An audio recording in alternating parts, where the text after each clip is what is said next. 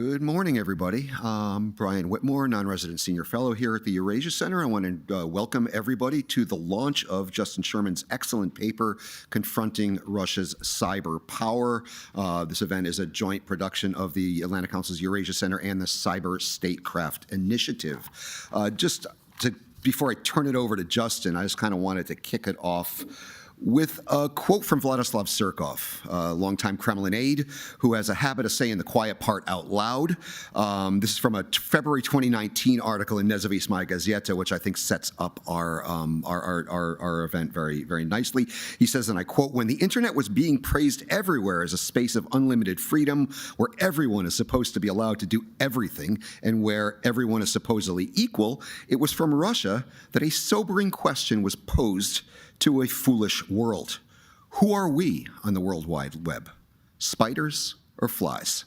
So Justin, I think you're going to tell us the answer to that question today, so welcome.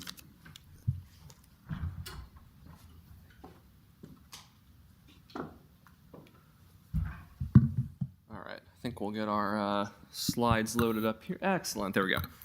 All right, well, thank you, Brian, and thanks everyone for being here in person, as well as everyone who is streaming virtually from around the world. So my name is Justin Sherman. I'm a non-resident senior fellow here with the cyber program at the Atlantic Council, a variety of other hats. But as Brian mentioned, we'll be talking today about a new report we have out today on Russian cyber. So very timely, very relevant, and of course, fast evolving topic space. So first I want to thank Brian and Andrew and Alexander and the entire Eurasia Center team for commissioning this report in the first place, events folks for putting on today's session, and of course you all for being here. So we can go to next slide. We'll just jump right in. So before we have our panel discussion, just wanted to start with about 10 minutes to frame some of the issues and give a bit of a sense of what's in the study, which you can find now on the Atlantic Council site. So first is to cover this really interesting gap that we had during in the past 3 years, right? Which is that Western analysis and assumptions about how cyber would unfold during the conflict pre-February 2022 have kind of run headfirst into a lot of really thorny, complicated battlefield realities. So we'll talk about that. We'll talk about the cyber gap. So what are the different hypotheses that have been put forward for that gulf between what was expected and what we've actually seen? And then last, which is certainly open to all feedback and thoughts and criticism, a few of my ideas on ways to size up the threat, or as Michael Kaufman likes to say, right-sizing Russia, and how we can actually think about the threat going forward, right? Because, spoiler alert, the theme is not Russia is no longer a cyber threat, but in fact, the threat is complex, and so we need to adjust to the reality. So next slide. Okay, so there were many expectations about how Russia would use cyber in a full-out war pre-February 2022. And I'm using pre-Feb 2022 pretty widely, right? So we can look in 2014 when Russia illegally invaded Ukraine. We can look to December 2021 as troops were amassing again on the border. There were lots of different thoughts about how Russia would use cyber in wartime. And so there's many ways to bucket them. I have these three here. So the first set of assumptions in the West was that Russia would deliver what I sort of quip as a kill strike, a cyber kill strike on Ukraine, right? That it would wield destructive and damaging capabilities to shut down power grids and turn off comm systems and poison water treatment facilities or whatever it is, right? It would plummet Ukraine into darkness. The second is that Russia would overwhelm NATO and Ukrainian defenses. So separate from the fact that the capabilities would be destructive, that the volume of attacks would be too much to keep up with. And then the third was that Russia would coordinate these strikes in cyberspace really well with its kinetic activity on the ground. People would be hacking into a building's network before the door was kicked in. They would be deploying ISR, intelligence, surveillance, reconnaissance platforms in really innovative ways as they did missile strikes and so on, right? So these were kind of the assumptions going in. So we can go to the next slide.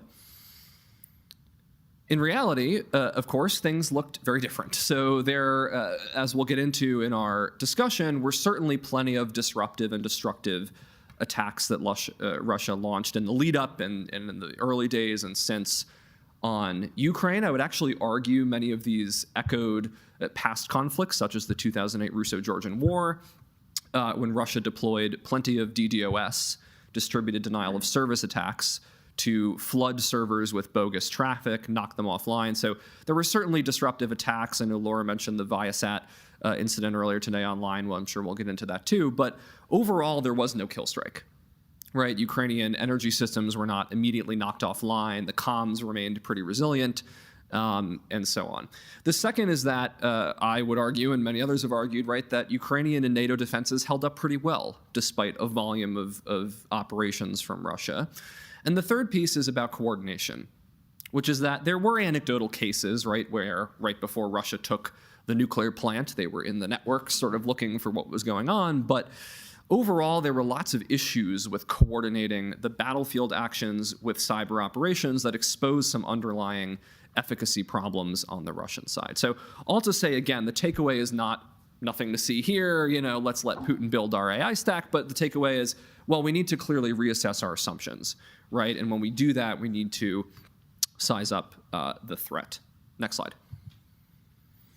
So I'm not going to bore you to death and read all these, but there are many, many, many hypotheses, right, that have been put forward by scholars and analysts and practitioners for what's going on with Russian cyber and what's with this gap between what we expected and what we saw. And these range from the notion that, well, Russia had a lot of military and intelligence planning problems overall.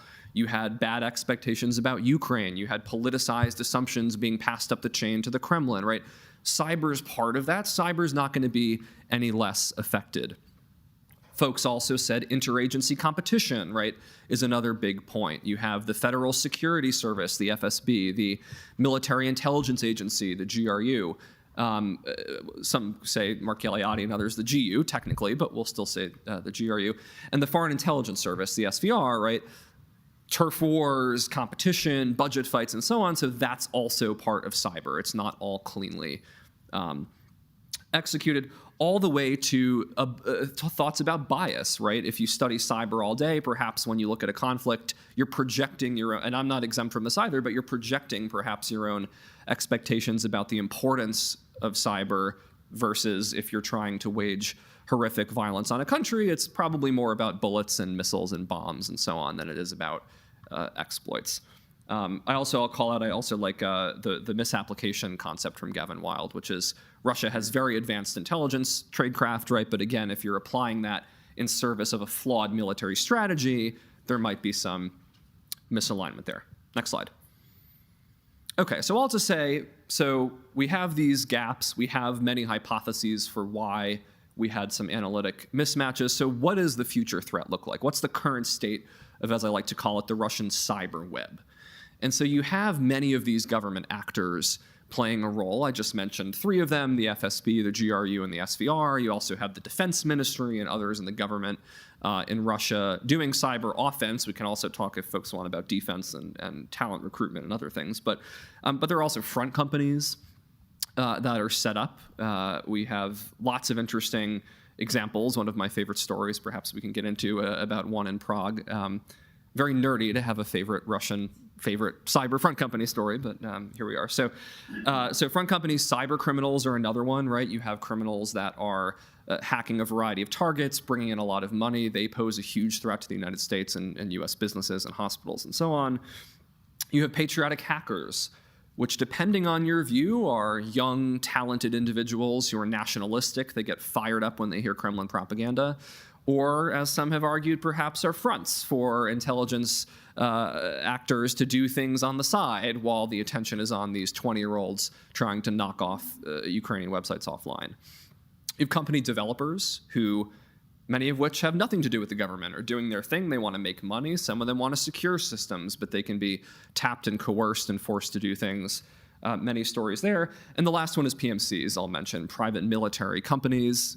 We've covered this as well in some Atlantic Council work, in CSIS and elsewhere has as well. More and more of these mercenary groups in Russia actually sell cyber, signals intelligence, ISR services to their customers in recent years, which is super interesting. So all to say on the right, This is a large ecosystem. This is a complex ecosystem. It's ever shifting. It's very opaque.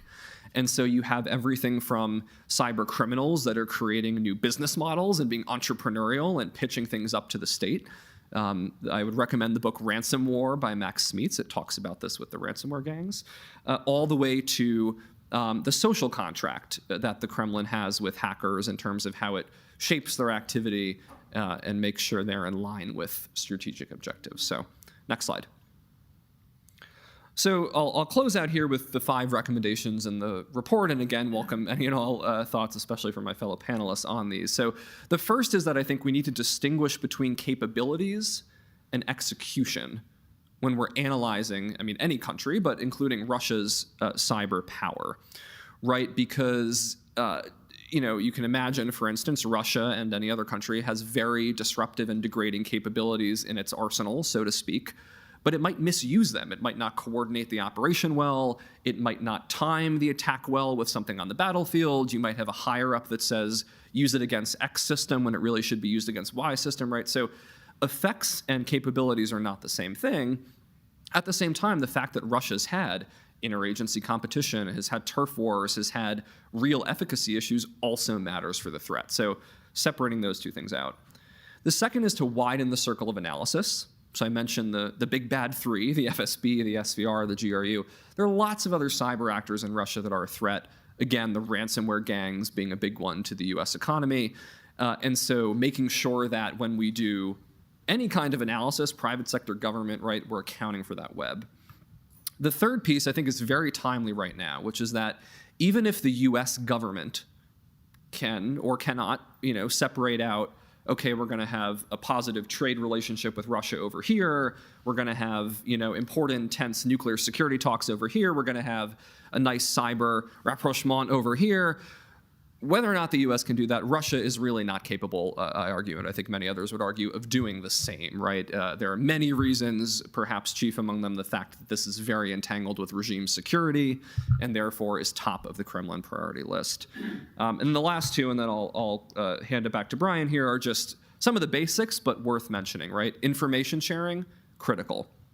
I think it's very accurate that Russia often treats Ukraine and Georgia and others as a sandbox or a testing bed for stuff it later turns against the West, later turns against the US. So even selfishly, having access to what's going on there and knowing what the threats look like is key for the US.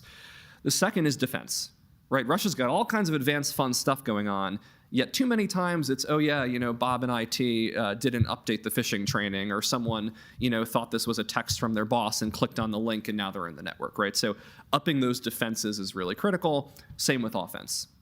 When you have an adversary with capabilities like this, you need to make sure you can match them. So I will stop there and I will turn it back to Brian. Invite Dylan and Laura to the stage with me.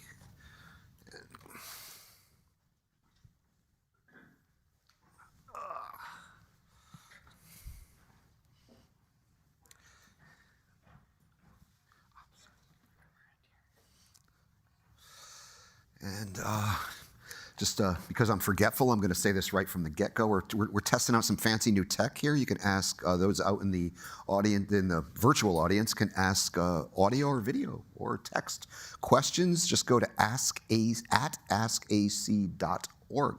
and we'll get to those questions later. So, just to get us started, just first, congratulations on a great paper that really lays this out.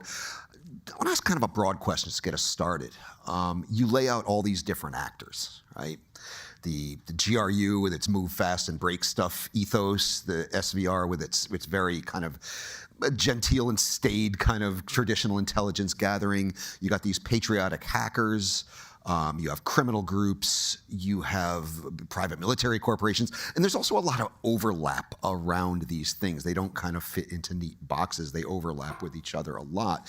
So you paint this mosaic, and you argue it's a mistake to say that there is some kind of grand strategy in all of this. You have all these different actors pursuing their goals, but to what extent are they controlled, or to what extent is there a grand strategy here? Because I think I see a strategy, and I see I call it kind of the venture capital foreign policy. You let 1,000 flowers bloom, but at the end of the day, your goals are going to be met. But how do you see this? I think that's a useful analogy here. There's a challenge in sort of interpreting this, right? Because on the one hand, Russia, unlike many countries, the US, Australia, Japan, does not have an actual cyber strategy. There's a whole complex set of documents and concepts. They also don't have a cyber command, so there's no one entity that clearly owns the coordinating functions for even state activities and so on. At the same time, as you mentioned, system seems to be pretty effective for one that doesn't have one overarching strategy, right? And so the way I look at it is the Kremlin has almost both inherited this vast cybercrime ecosystem. This blossomed in the 1990s, so this was before Putin, of course, was in the presidency. But now it's also something they encourage, they leverage, it's very permissive, right? There's criminals that are bribing state officials. It's sort of take your cut and do your thing. So I would say that, yes, it's important that we not overstate the degree to which the state controls everything. There are plenty of cyber criminal groups that are launching attacks on the US that are not directed by the Kremlin per se, right? At the same time, though, understanding that the state can and does tap them, and when and where that happens, is really critical to combating the state coordination of these actors. Yeah, I guess what I was kind of thinking is to what degree do you see patterns in that? Because if you distinguish yourself as a cyber criminal in Russia, you're going to get an offer you can't refuse, right? Right. Either you're going to hack for the state or you're going to go to prison. Do you see any patterns emerging in this interaction? Yeah, I do. So the first is, I mentioned the social contract, right? So the Kremlin does have a de facto social contract with hackers, and that's mainly focus on foreign targets, right? Some of the few examples we have of those criminals going to prison is when they're scamming Russians, for example, or hacking Russian banks. Don't do that. Focus on foreign targets. Don't undermine the Kremlin's objectives. So if we say, no, we're not DDoSing Ukraine right now in this area, do not start doing that. And the third, you mentioned, be responsive to state requests. When you get that knock, when you get that phone call that says, hey, we want help, we're the FSB breaking into foreign email accounts, which is one real example, right? You're not going to say no. And so that's one pattern. The second pattern I'll say is these criminal groups are very entrepreneurial. They're competing with one another. They're competing to get higher, as I know my fellow panelists can speak to at length, they're competing for higher ransom payments from US businesses and European companies they're hacking. So they're very competitive, they're very entrepreneurial, and you get a lot of them pitching the state on things, right? So it's not the FSB comes and knocks on that basement we imagine where all the hackers are located, but they come up with some new domestic surveillance or whatever it is capability. Suddenly they're a government contractor with a GRU security clearance. Right. Well, that's enough from me. I want to introduce our panelists. Laura Galante is a principal at the West Exec Advisors, former director of Cyber Threat Intelligence Integration Center at the Office of the Director of National Intelligence. Dylan Miles Primakov, of course, is a non-resident senior fellow here at the Atlantic Council and also a senior manager of the Eurasia programs at the National Endowment for Democracy. Laura, you worked this problem in government. And I know you had some thoughts on the coordination with China, but I just want to open it up to you if you have any kind of thoughts or reactions or questions for Justin. Yeah, thanks, Brian. And wanted to commend you, Justin. Great paper. I think your laydown, especially of the ecosystem versus a top-down approach in terms of direction and command and control from the Kremlin, is a really important point. And I think that's what you're trying to put your finger on here, right? This isn't a master strategy. It isn't a really highly defined hybrid warfare strategy that they're implementing. This is something where there's a lot of experimentation. I like your use of entrepreneurial as an attitude. And one of the things that we've been looking at writ large over the last 4 or 5 years especially, is how major cyber powers like Russia and like China have created these more entrepreneurial ecosystems in order to get the capabilities, the cyber weapons, if you must, right, that the state needs to use in the different objectives that they have. And I'll give you an example of where we're seeing this in China as well. Whereas that was a very top-down system 10, 15 years ago, where the PLA, the military's requirements, then fed into taskings and then capabilities were developed, we now see the same type of attitude, where if you're able to get into a high-value system that you have a sense that an intelligence agent or a military might be able to use, you know that you have something valuable. So in essence, you've done the proof of concept work. You've done a lot of the R&D, and now you have something that can be used. And it's that bottom-up, maybe approach to how capabilities are getting developed in these two major adversaries' ecosystems and in their private sector that I think is really a window into how we're going to see capability development into the next phase, both in the war in Ukraine, but also in Asia. So I'll just give you that dynamic. I think you laid it out really nicely, Justin. But happy to talk more on the comparison to China. I think one other piece that I would hit on to pull out that this paper really does a nice job on is you are bringing together the different elements that we kind of lump in this big cyber category, but you're laying out intelligence operations, you're laying out military and cyber-enhanced military operations, and you're also hitting the information dynamic, which really defines how Russia's gone about this problem set.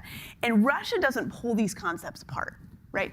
The very governing concept of how Russia laid out what we call cyber in the US 20 years ago was under this broader information security thought process. And that laid the groundwork for the capability development that we see today and this more expansive way of how they viewed holding adversaries at risk in this space. Right. And Dylan, I know you wanted to kind of look at how kind of cyber fits into into broader Russian foreign policy and what we can expect in each going forward. So. Yeah. First of all, Justin, congrats. A great report. I learned a lot reading it. I think what's really interesting to take out of this is this whole kind of set of actors and tactics that they use that you draw out. And then to move from that to ask the question, what are they trying to do with this, right? In Ukraine, it's understood they have certain military objectives. They're trying to support those military objectives to the extent they can with cyber operations. But as we know, Russia's cyber operations are by no means limited to Ukraine. They're applied to the West more broadly all the time. And the thinking behind that, I think, is clarified when you understand that Russia sees the war in Ukraine as just the hottest point, the military manifestation of a broader long-term conflict with the West. And while they're fighting that conflict with military measures in Ukraine, they're fighting it with a whole range of other measures in Europe and in the United States, and their cyber operations are a part of that. Now, the approach there, I think, is one largely of subversion, right? I think the Russian government sees its best path towards competition with these forces that it knows it does not match militarily as using kind of asymmetrical advantage to destabilize these societies. And you see this outside the cyber realm as well. So in recent years, since the full-scale invasion of Ukraine, you've seen Russian operations in Europe, like arson of a shopping mall in Warsaw, an assassination plan against the executive of a German defense manufacturer, the placing of incendiary devices on cargo flights. I think those are good analogs for what Russia is trying to do in the cyberspace. These are relatively low-cost operations. In many cases, they don't require hands-on action from state actors. They're hiring people off Telegram for nominal fees to do this kind of sabotage, the low-level sabotage actions. And the expectation there is that they will have an impact by destabilizing the societies that are being targeted.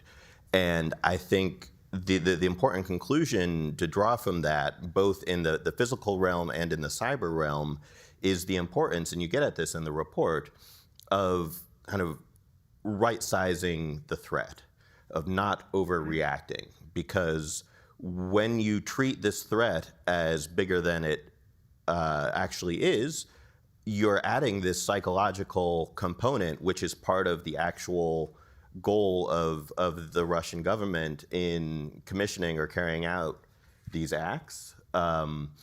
So I thought that was a very important point in the report in understanding how we can best prepare ourselves to respond to this. I think there's a lot to be learned from the much discussed issue of Russian disinformation that has been beaten to death in these think tank rooms over the last decade plus. It's real, it's a problem, but also overreacting can make it worse. Justin, anything you want to add or react to any of that?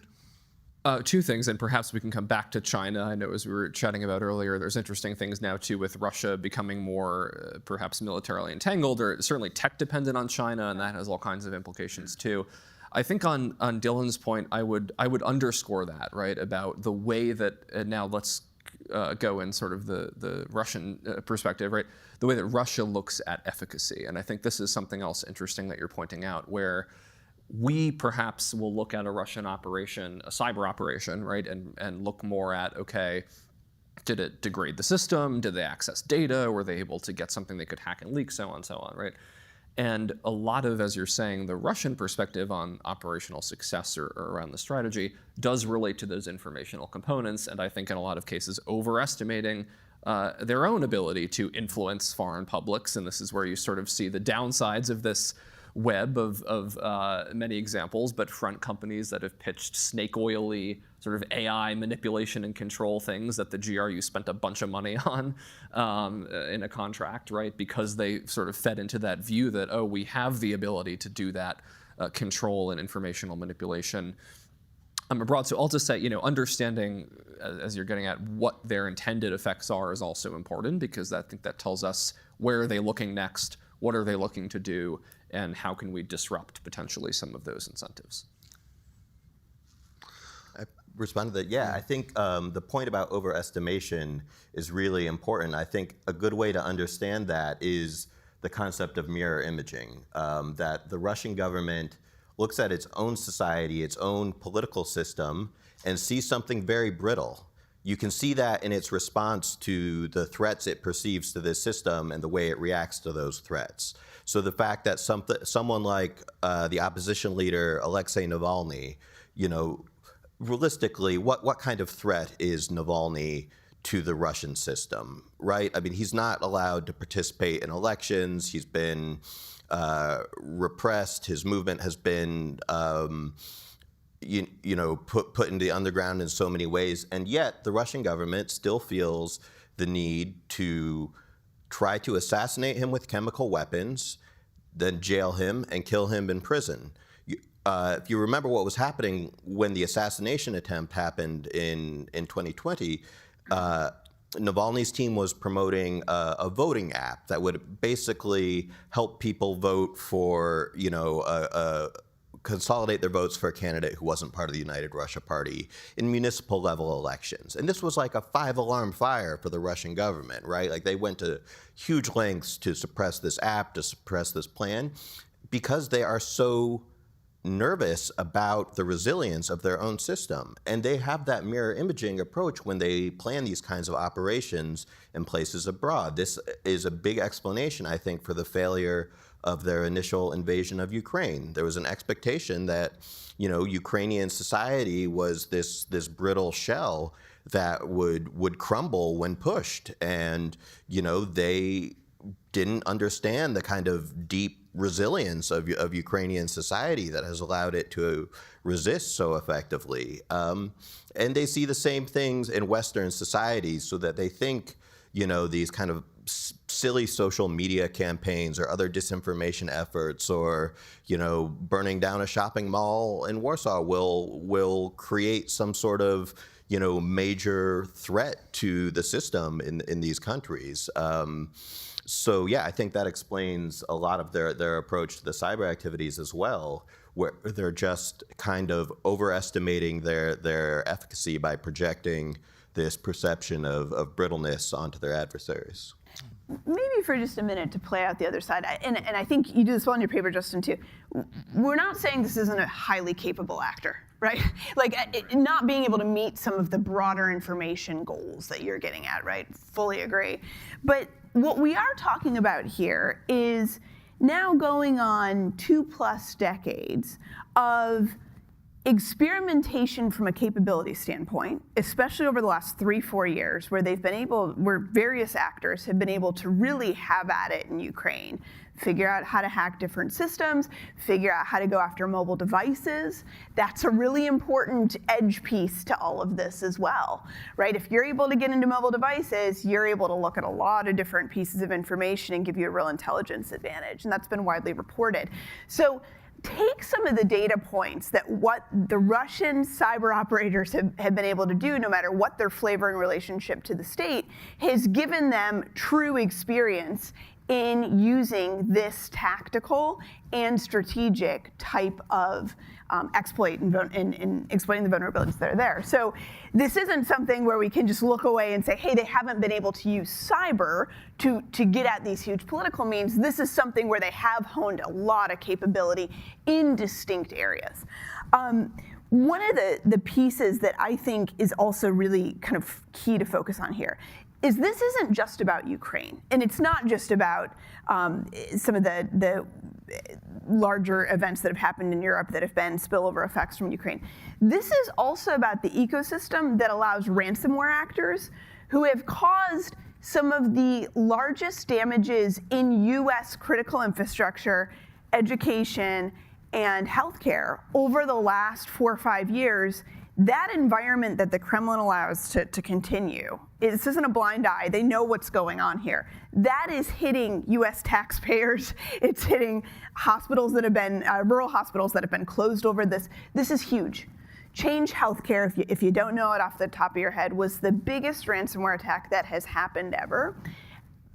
Damages at this point are now estimated at $2.87 billion. The ransomware attack from actors out of Russia took out the prescription drug system that gave a doctor's office the ability to put a prescription in, right? That choke point caused huge delays in processing.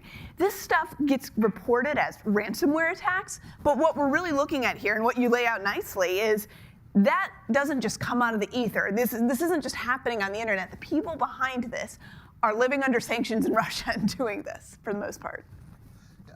Kind of riff off of what Laura and Dylan were saying here, because we got a lot going on at once here. Right? Take one particular hacking episode that I remember covering in my days at RFERL, when Russia hacked into a French television station posing as Islamic State terrorists. Multiple things were going on here. Right? This was an influence operation. If you remember, at that time, Russia was trying to heighten fears of migration in Europe to help the far right. You had a psyop going on. Hey, we can just hack into your TV stations whenever we feel. So, Justin, I was wondering how you saw, and everybody else as well, how you see the interaction between cyber, active measures, disinfo, influence ops, psyops. These things are all happening simultaneously, and each cyber op it could be any one or any combination of these. Do you see, again, any patterns or anything notable there? Well, and this is a great thematic point, as you're saying, right? Because it does very much fit together, whatever we want to call it, throwing things at the wall and seeing what sticks or whatever it is, right? And as Laura mentioned, right, we can't talk about these capabilities without, again, recognizing that effectiveness during the war does not mean the capabilities are not dangerous, and when applied, they can get into your phone if they want, or they can get into the system if they want. There's also integration with other Russian intelligence functions, right? You just mentioned competing, multiple objectives. Even to give an example, in Ukraine with getting into mobile devices, as Laura mentioned, there was an operation maybe a year or two ago where the Russians were trying to infiltrate an encrypted chat that was being used to coordinate the movement of weapons caches and so on with Ukrainian volunteers and Ukrainian special forces.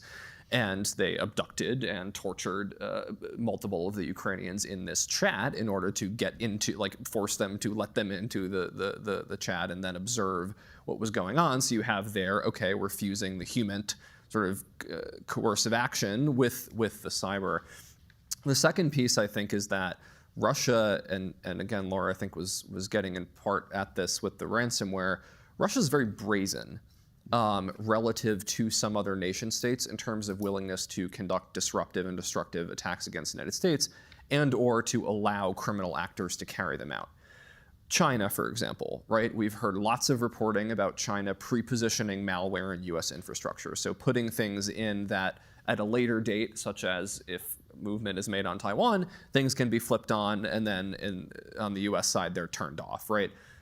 That is 100% a concern. This is not to say that other countries don't have the same capabilities. But China does not currently have tons of ransomware groups that they're letting just launch destructive attacks against US infrastructure.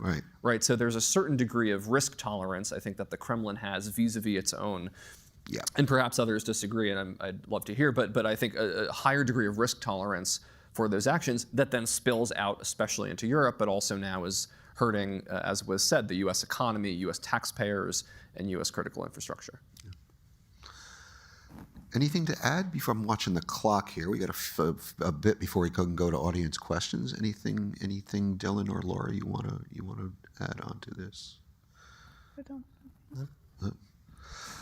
Okay, well, I guess we can go. I'm going to go back and forth between the online questions. Just again to remind everybody out there online that you can go to @askac.org and ask your video, audio, or text question, and I will put it on that screen. So I saw Batu Katelia had a question.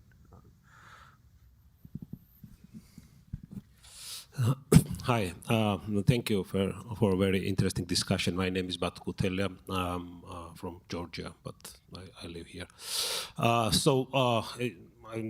What you have discussed, it's clearly obvious that Russia's goal, strategic or tactical, is just having as much tools as possible to disrupt. And the primary goal is to disrupt the West, US or Western way of life, and then kind of blackmail with this ability to disrupt. And one component you covered extensively is the physical ability to disrupt the critical infrastructure, different systems, the wartime, peacetime, or in between gray zone. But another more important area where they try to disrupt is the social life or the public opinions. And Brian asked about this as well. And their ability to harvest data. For example, Georgia is an interesting case because of the corrupt Georgian government. Russian Wimpelcom company was able to get the license for the 5G network, and they are the only ones who have the 5G network license in Georgia. So it means that they have all the data in their hands, and their ability to disrupt through manipulation, etc., is quite heavy. And we can refer many examples like this, but I would like to hear your opinion about this famous saga about Telegram channel and Durov, and how big a threat is that type of activities, which Russia uses the freedom of speech or business practices, but eventually they serve the purpose of disruption.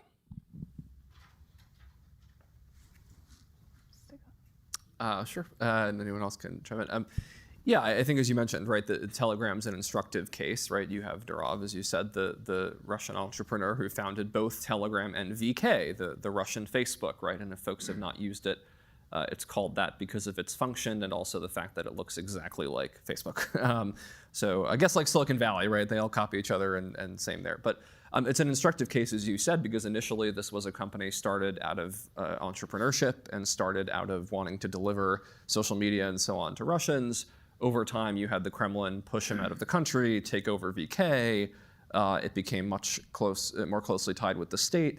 And now there are similar concerns about Telegram, right? Which often represents itself, I'll say, I know others can speak to this as well, as a cyber person, right?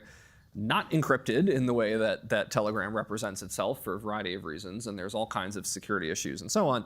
But I think this gets to what you mentioned, which is that there are lots of companies, again, in Russia, cyber firms, tech, AI, whatever, that start with no interest in doing anything for the state, right? It's innovative individuals who want to build technologies.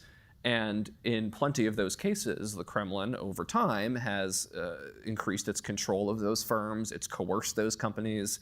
It's made them comply with backdoor requirements, content removals. And so, and we see this most recently with Kaspersky, right, which was banned in the United States last year for a variety of national security concerns. And Brian Krebs was reporting recently is now providing security services for a notorious criminal enterprise, basically, in Russia that helps protect ransomware groups. Their firewall and other stuff is Kaspersky. So I think that's a challenge to deal with is, should we be assuming that every Russian tech entrepreneur is some Kremlin actor? No, right? But the companies are coerced, and a lot of the companies are captured, and that's a real risk we have to deal with. Let me double down on your Kaspersky point for a second here. the U.S. government stopped allowing Kaspersky to be procured at least 10 years ago now, right? And then it took another 10 years to get to an action where Kaspersky couldn't be purchased by mom and pop, but also just widely by consumers, right? So some of this is also about the need to be able to identify where there are, in the US side and on the defensive side, where there are exploitable and untrusted relationships built into the corporate structure, into the companies that we're using for our technology.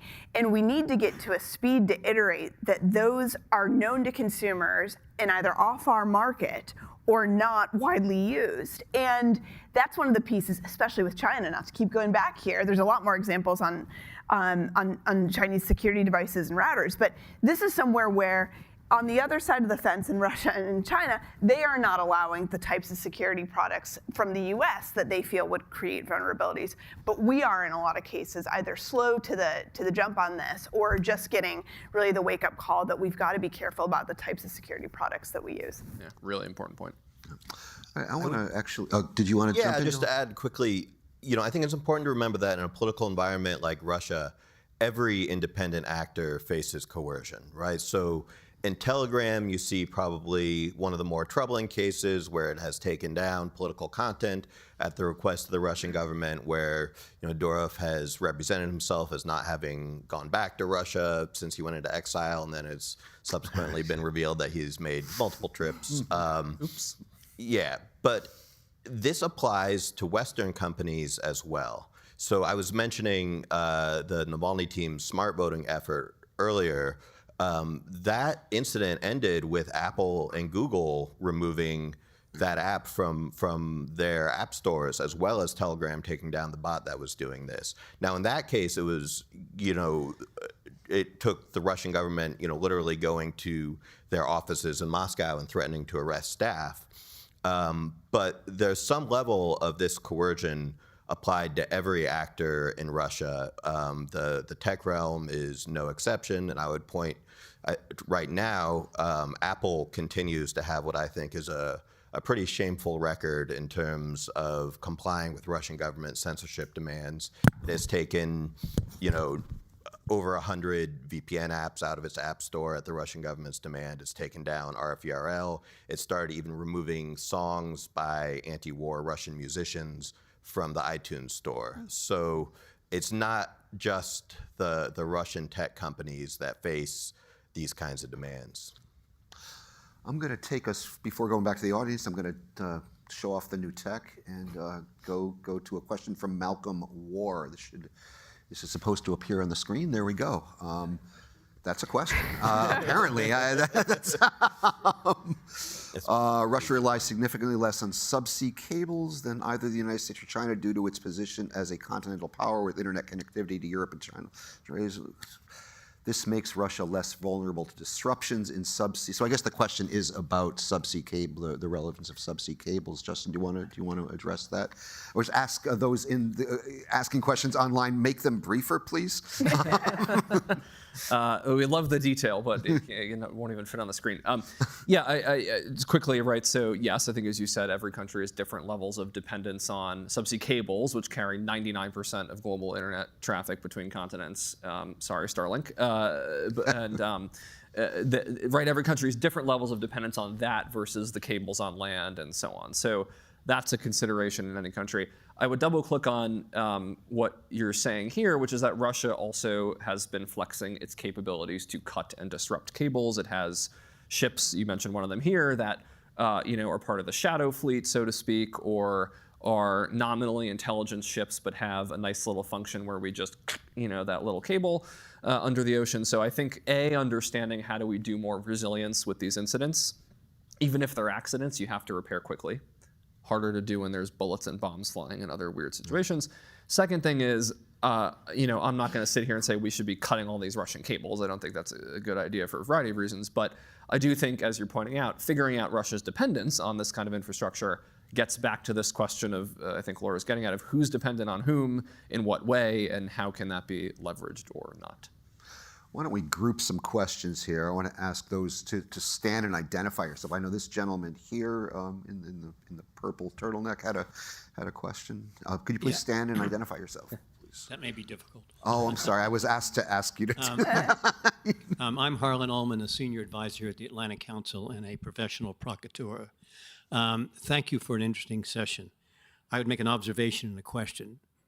My observation is that the Russian invasion of Ukraine mounts in the annals of military incompetence with the charge of the Light Brigade, and during the Boer War with Reverend Bullers marching his troop backwards into a Boer trap. My question is this, however. You've given us a nice summary. I'd like you to look forward. It seems to me what would make cyber from a nuclear to a thermonuclear type weapon, that is to increase its power by 1,000-fold, is artificial intelligence. If you take a look at what's happening in Iran, in China with DeepSeek, and even in the UK, AI is being put to very interesting uses. So I wonder if you might speculate about how AI could transform cyber and the related issues, or it may not. All right, why don't we take a couple of questions collectively? Let's say over here. Hello, Mitchell Pullman. You folks have come close to answering my question, but not quite. Let's say relations with Russia really do warm up tomorrow. The Trump administration gets its wish. There's business. Exactly to what extent can the Kremlin really control cyber criminal operations aimed at the United States? Because I'm kind of hearing, it sounds a little conflicting to me. They're independent actors, but they're controlled by the GRU, but they're independent, entrepreneurial. Welcome to Russia. Let's see, we'll take one more. Yeah, over here.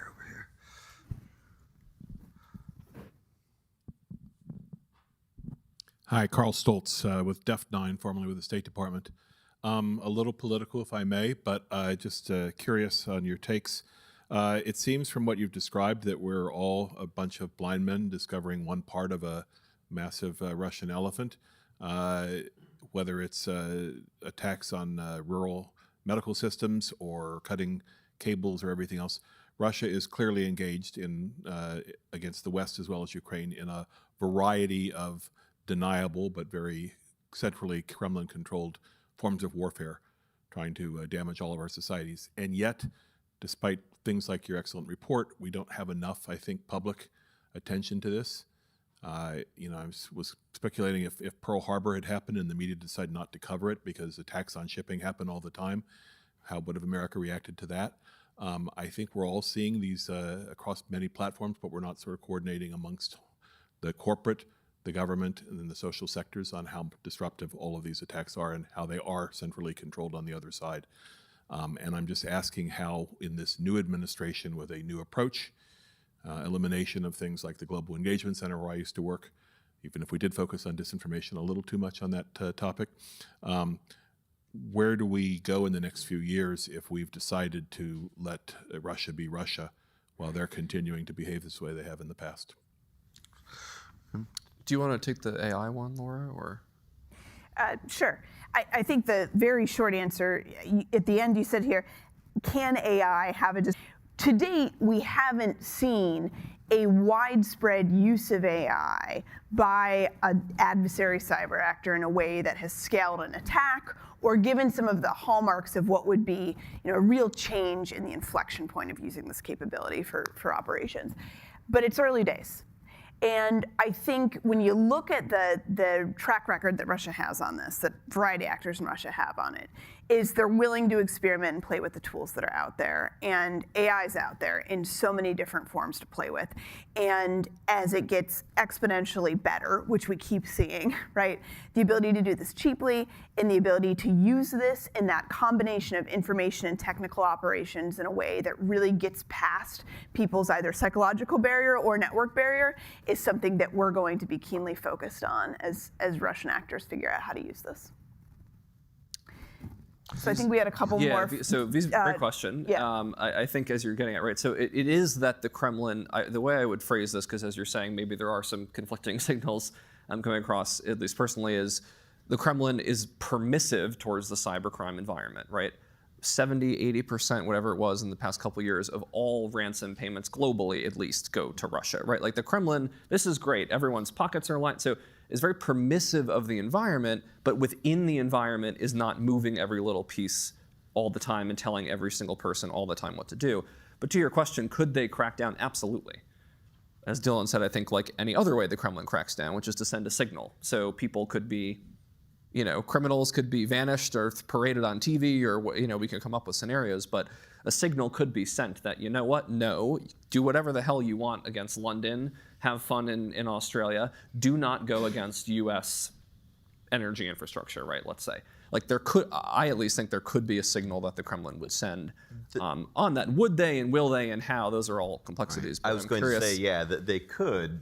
Would they, to my mind, is an open question. I don't think... Is it in their interest? I don't think they would, but exactly. I think they could if they wanted to. That's where I was going to go, is that I don't think that even given normalization with the United States as Russia sees it, is the U.S. giving Russia carte blanche to do what it wants. And I think that includes ongoing cyber operations against the West. I think that Russia...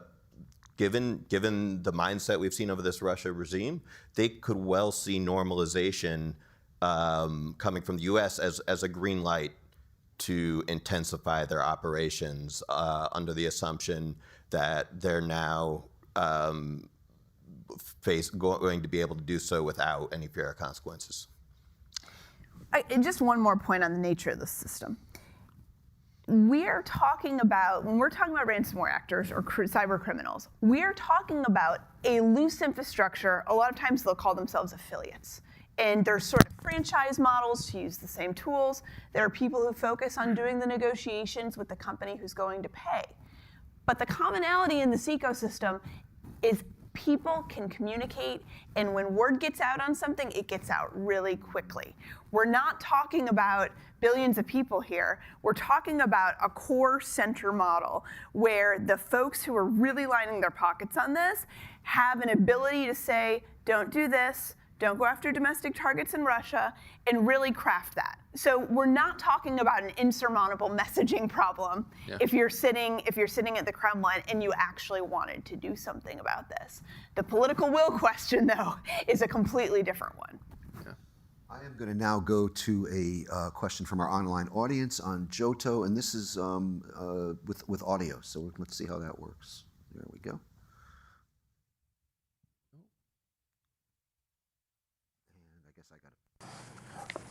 As we're seeing more expansion of data infrastructure in Europe, I was wondering if you could say a little bit about Russian threats to data security and data privacy, and especially in the context of cloud computing and the potential lessons that companies can and governments in Europe can draw in protecting these against Russian intrusion and sabotage.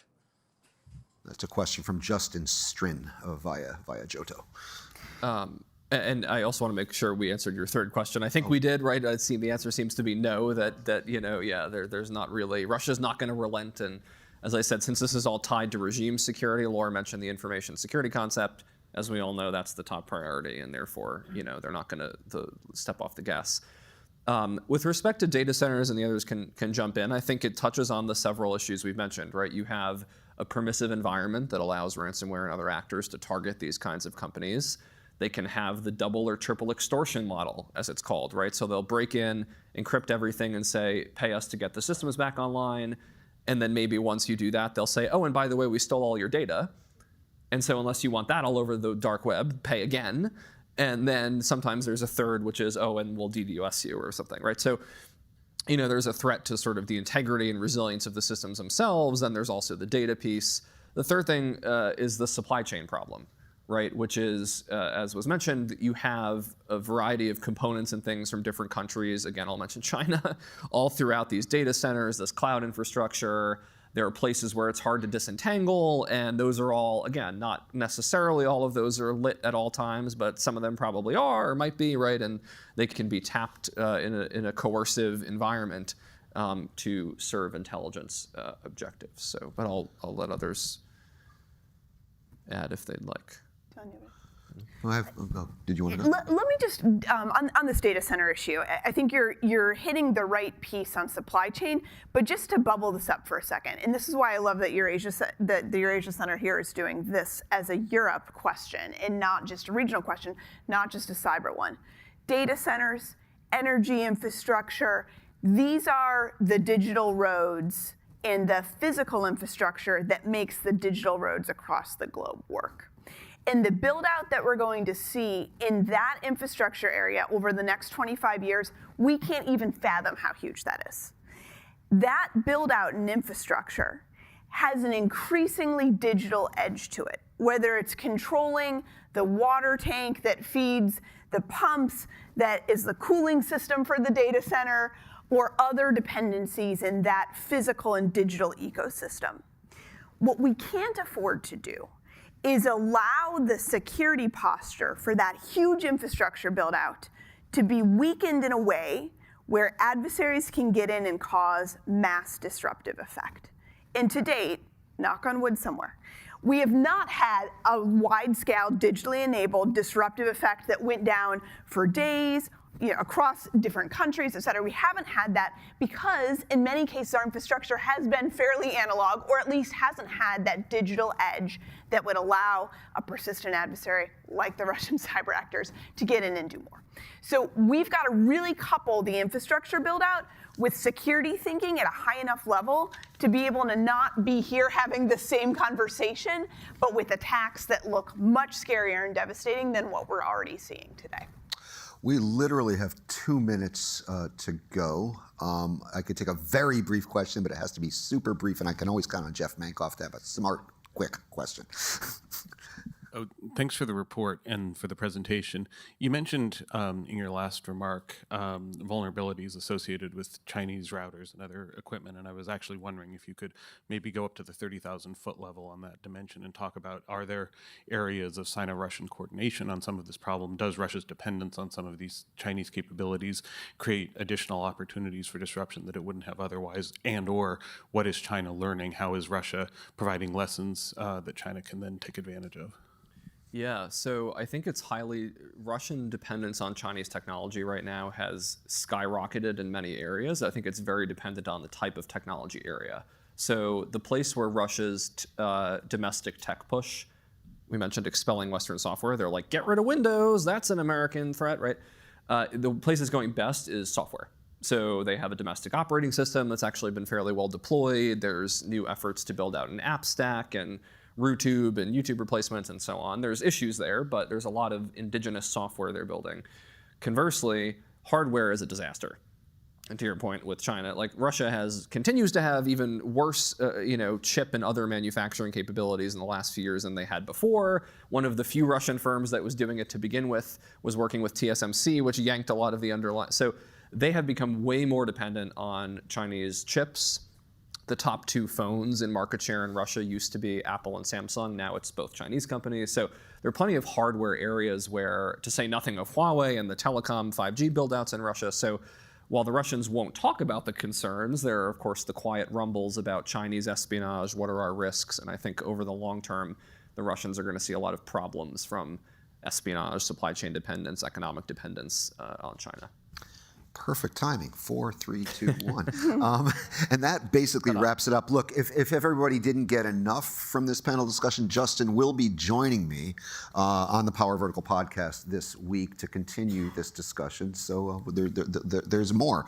And to wrap it up, I want to thank our panelists. I want to thank Justin for a terrific paper, and Laura Galante and Dylan Miles Primikoff. Thank you all. Thank you.